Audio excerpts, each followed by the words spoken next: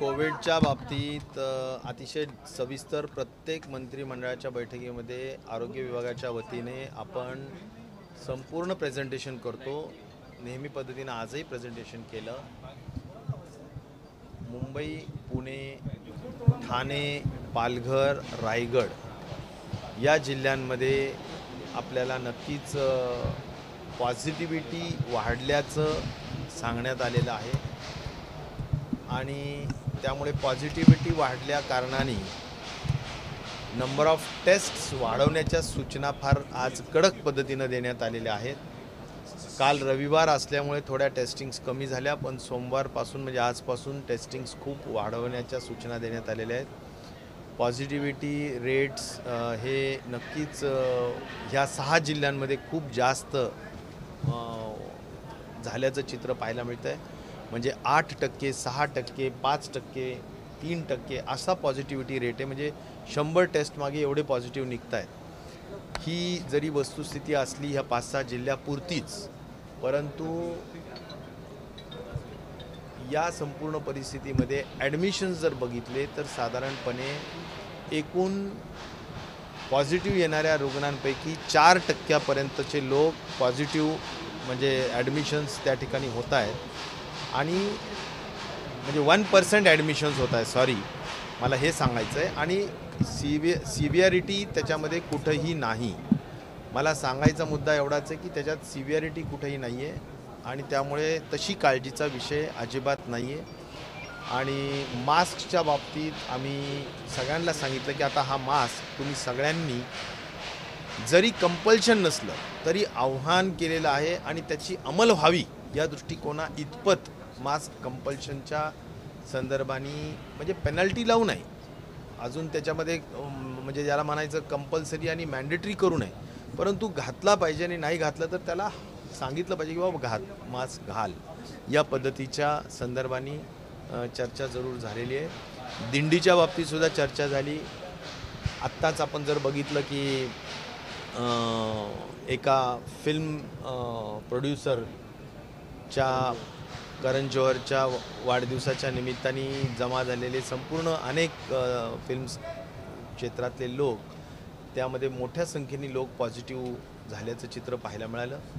आणि राजकीय क्षेत्रातसुद्धा बरीचशी लोक, आता आपल्याला महत्त्वाची काही मंत्रिमंडळातले 1-2 सहकारी आहेत की जे पॉझिटिव्ह झालेले। तर मला असं वाटतं की सगळ्यांनी काळजी घेतली पाहिजे असं सांगितलं आहे। पण हे सगळं करत असताना दिंडी जी आहे ज्याच्यामध्ये 10-15 लाख लोक आता एकत्र खऱ्या अर्थाने जमणार आहेत, अशा परिस्थितीमध्ये एकच आहे की काळजी घेऊन ही दिंडी पूर्ण करावी अशाच पद्धतीची एक प्रिन्सिपली चर्चा त्या ठिकाणी झालेली आहे। सर, हिंदी में बताइए प्लीज। कोणती बंधनं सर वारीवर सध्या नसतील असं चित्र आहे का? नाही, आज ती चर्चा स्पेसिफिक झाली, परंतु आता इतकी वारीची तयारी पुढे गेलेली आहे की त्याबाबत चर्चा जरूर झाली की बाबा आता एवढी मोठी संख्येने लोक जमा होतील तर कसं व्हायचं किंवा काय व्हायचं। पण आपण बरेचसे पुढे गेलेलो आहोत, त्यामागे लोकांच्या भावना आहेत, अशाच पद्धतीची चर्चा त्या ठिकाणी झाली। त्यामुळे वारी होईल, त्याच्यात कुठलीही बंधन म्हणजे त्यामध्ये कुठलीही अडचण येणार नाही असं माझं मत आहे। मंत्रिमंडळातले काही सदस्य पॉझिटिव्ह आहेत। धनंजयच्या बाबतीतली अजून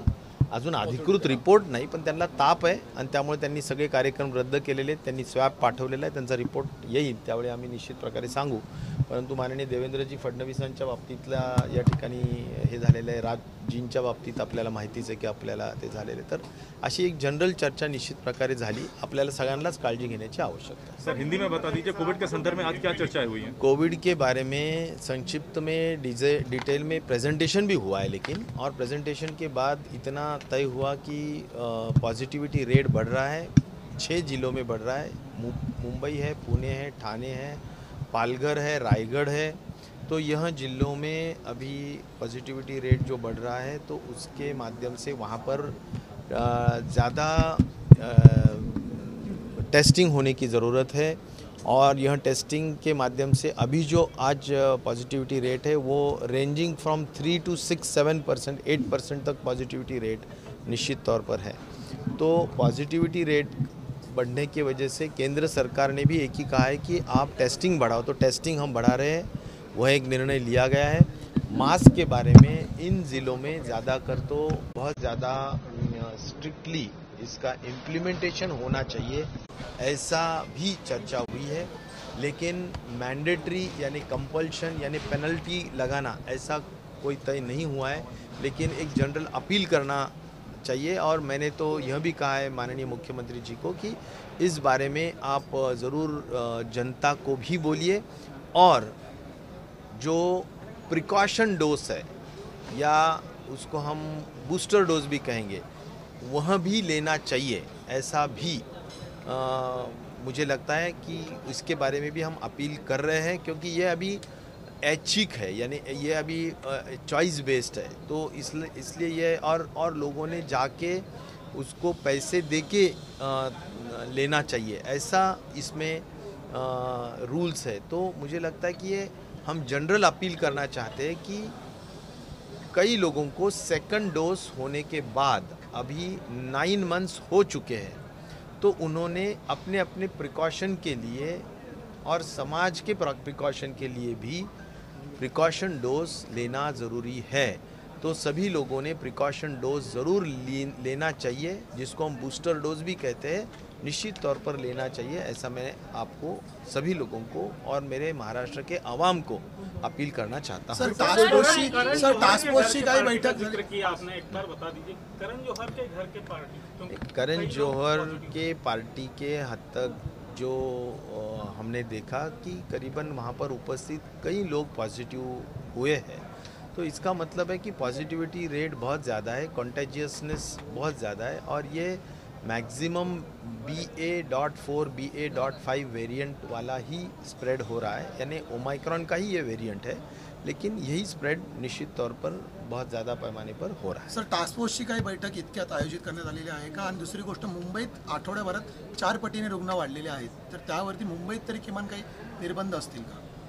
तूर्त निर्बंधांचा विषय कुठलाही करायचा नाही असंच ठरलेलं आहे, परंतु एक नक्कीच आहे की प्रिकॉशनरी डोस घेतला पाहिजे, बूस्टर डोस ज्याला आम्ही म्हणू ते घेतला पाहिजे।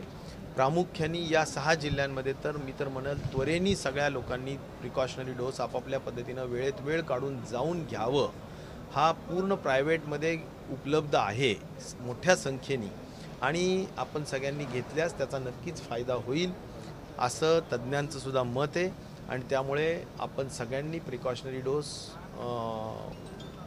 किंवा बूस्टर डोस ज्याला म्हणता येईल तो निश्चित प्रकारे सगळ्यांनी घ्यावा अशी माझी आव्हान आपल्या सर्वांची। ज्या प्रकारचे निर्बंध पहिल्या आणि दुसऱ्या डोससाठी ठेवण्यात आलेले होते, तसे नाही, बूस्टरसाठी ठेवण्यात येतील का? कुठलाही निर्बंध, कुठलाही जाचक अटी किंवा कुठल्याही त्याला आपण काय म्हणायचं की बंधन हे आम्ही प्रिकॉशनरी डोससाठी घातलेलं नाही, ऐच्छिक आहे। परंतु माझं नम्र आव्हान आहे महाराष्ट्राच्या जनतेला की महाराष्ट्राच्या हितासाठी आणि आपल्या स्वतःच्या हितासाठी आपण निश्चित प्रकारे जाऊन आपापल्या शहरामध्ये बूस्टर डोस जरूर घ्या, तो तुमच्या सर्वांच्यासाठी उपयोगाचा ठरेल।